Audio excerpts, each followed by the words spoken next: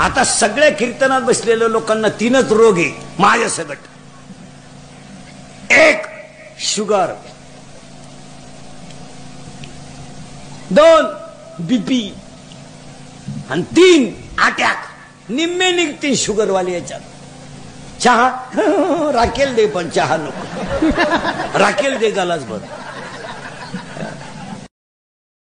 48% mark पडले, मेडिकलला admission घ्यायला निघला का? भोंगळा करून हल्ला पाहिजे तुला.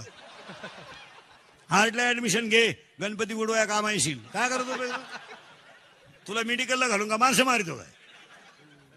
इथं 90% वाले बोंबलं तिंडत आणि तू 48 अगरबत्ती कुठं लायतो? तू बरं आहे गणपती बुडवायला, नवरदेव मिरवायला. आणि पाऊस जर कधी ग्रामपंचायतीच्या ताब्यात असता तर मग खरी मजा. पॅनॉल टू पॅनॉल पाऊस. वार्ड नंबर 1 मोकार पाऊस. वार्ड नंबर 2 थेंबात नाही.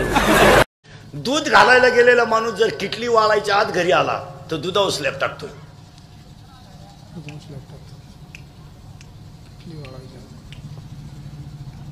दूध घालायला गेलेला माणूस जर किटली वाळायच्या आत घरी आला तर दुधावर स्लॅब टाकतोय. जो किटली इसरून येतोय. आपला पोर घरात असू द्या, पुरीला विचारायचं किती वया लागा त्या, ती म्हणती 5. इनामदारीने बर का.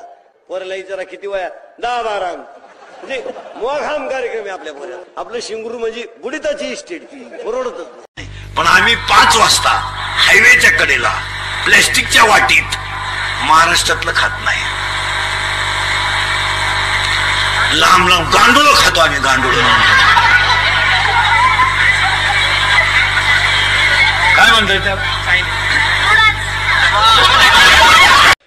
नवरदेव नाचत आहेत इतके भंगार आहेत. बंगो बंगो बंगो. आता जे लग्नाचे राहिले त्यांना मोठे अवघड प्रॉब्लेम आले.